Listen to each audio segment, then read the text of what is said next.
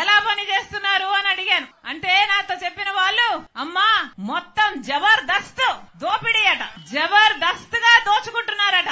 ఎలా ఉంది మీ ఎమ్మెల్యే అంటే, ఎమ్మెల్యే కాదమ్మా మంత్రి అన్నారు. పోనీ ఎలా ఉంది అంటే, మాకు ఒకరు కాదమ్మా నలుగురు మంత్రులు అన్నారు. నలుగురు ఏంటన్నా అంటే, ఎమ్మెల్యే గారు మంత్రి అట, భర్త మంత్రి అట, వాళ్ళ అన్నలిద్దరు కూడా మంత్రులేడట. యథేచ్ఛగా జబర్దస్త్ గా దోచుకుంటున్నారట. గ్రావెల్ వదలరంట, చెరువులోని మట్టి వదలరంట, ఇసుక వదలరంట, ఏది గాని వదలరంట.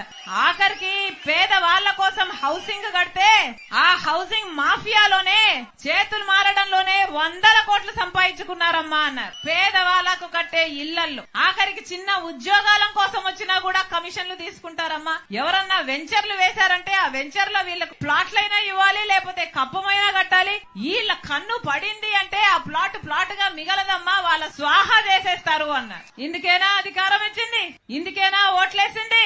ఎక్కడ చూసినా అవినీతి, ఎక్కడ చూసినా డబ్బులమయం. ప్రజల గురించి ఆలోచన చేసేవాడు ఎవరైనా ఉన్నారా అంటే ఒక్కరు కూడా లేదు. ఇలా తయారైంది కదా.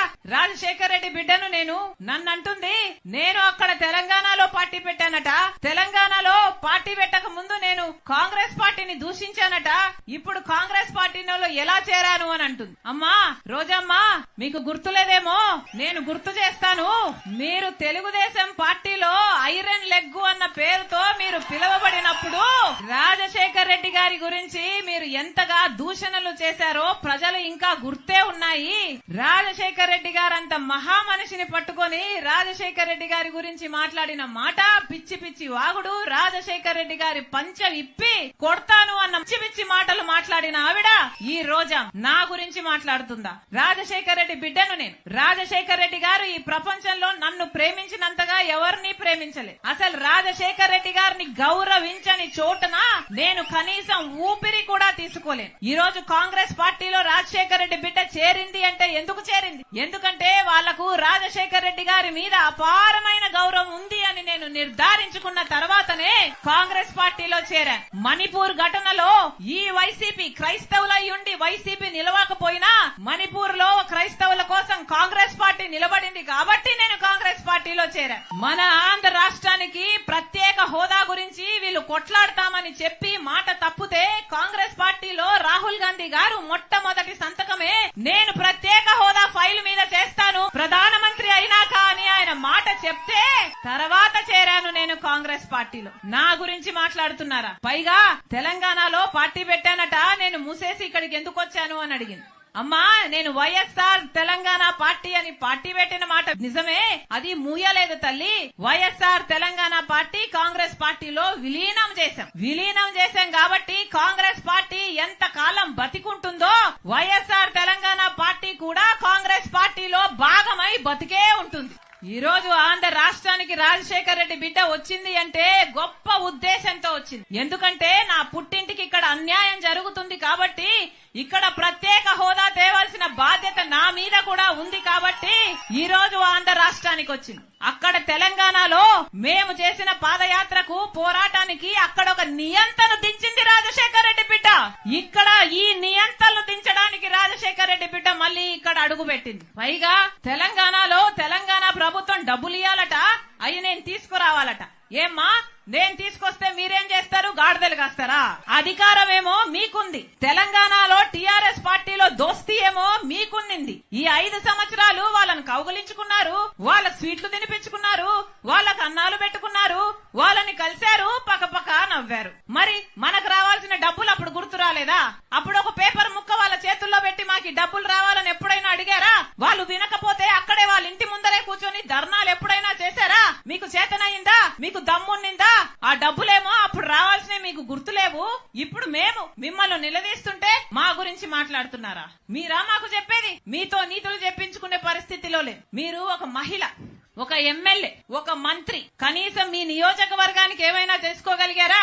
ఏం చేసుకోగలిగారు? రాజశేఖర్ రెడ్డి గారు ఆ డిటిపి పెట్టారు. రాజశేఖర్ రెడ్డి గారి టైంలో శాంక్షన్ అయింది. అది కలుషితంగా, నీళ్లు కలుషితం కాకుండా ఉండడానికి రాజశేఖర్ రెడ్డి గారు శాంక్షన్ చేస్తే కనీసం దాన్ని నడపడం చేతనైందా మీకు? ప్రజల కోసం మంచి నీళ్లు ఇవ్వడానికైనా చేతనైందా మీకు? ఈ రోజు లూమ్స్ లో పాపం వాళ్ళ పవర్ స్లాబ్ మీరు మార్చడంతో 1000 రూపాయలు వచ్చే బిల్లు ఇప్పుడు 5000 వస్తుందట. దాంతో పాపం గగ్గోలు పెడుతుంటే మీ చెవికేమో పడదు. మీరా మాట్లాడేది? పక్కనే ఇంకో రాష్ట్రం ఉంది. ఆ పక్క రాష్ట్రంలో డీజిల్ ధర ఎంత, పెట్రోల్ ధర ఎంత, ఇక్కడ ఎంత? ఏం చేతనైంది మీకు? ఏం చెప్పారు ఆ రోజున? ఇదే వైసీపీ ప్రభుత్వం ఆ రోజు చెప్పలేదా మేము ధరలు తగ్గిస్తాము అని, సబ్సిడీలు ఇస్తాము అని ఆ రోజు చెప్పలేదా? అంతెందుకు, మందు బాటలు కూడా పక్క రాష్ట్రంలో తక్కువేనట. ఇక్కడ క్వార్టర్ బాటిల్ ఎంత, అక్కడ క్వార్టర్ బాటిల్ ఎంత? అది కూడా చేత కాలేదు కదా మీకు. మీరా మాట్లాడేది? మీరా నీతులు చెప్పేది? సరే, మీరు ఎమ్మెల్యే, మీరు మంత్రి, మీ వల్ల చేత కాలేదు. సరే, కనీసం ఒక మహిళ కదా మీరు, కనీసం మహిళల విషయాలకైనా మీరు ఏమైనా భద్రత కలిగించగలిగారా? అంగన్వాడీ మహిళలు ఎంత కాలం అయ్యింది సమ్మె చెయ్యబట్టి. వాళ్ళు ఏమడిగారు? పక్క తెలంగాణలో, పక్క కర్ణాటకలో మాకంటే ఎక్కువ జీతాలు వస్తున్నాయి, మాకు 12,000 ఇస్తున్నారు, ఇది సరిపోవటం లేదు, మాకు కూడా పక్క రాష్ట్రంలో జీతాలు పెంచినట్టు మా జీతాలు పెంచండి, మా కుటుంబాలు గడవాలి కదా అని వాళ్ళు అడిగితే జుట్లు పట్టుకుని వాళ్ళని లాగి పోలీస్ స్టేషన్లలో వేస్తారా?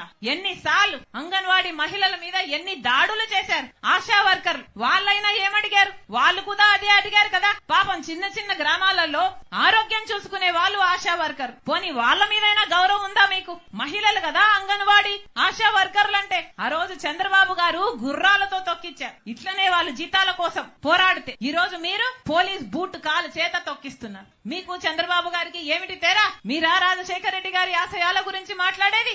మళ్ళీ చెప్తున్నా, రోజమ్మ నోరుంది కదా అని పారేసుకోకు. ఇదే పక్క రాష్ట్రంలో ఇలాగే రాజశేఖర రెడ్డి బిడ్డ మీద అధిక ప్రసంగం, ఇలాగే అతిగా మాట్లాడితే జనాలు వాళ్ళందరినీ ఓడగొడితే ఇప్పుడు వాళ్ళు ఇంట్లో కూర్చొని ఉన్నారు. మీ పరిస్థితి కూడా అదే అవుతుంది.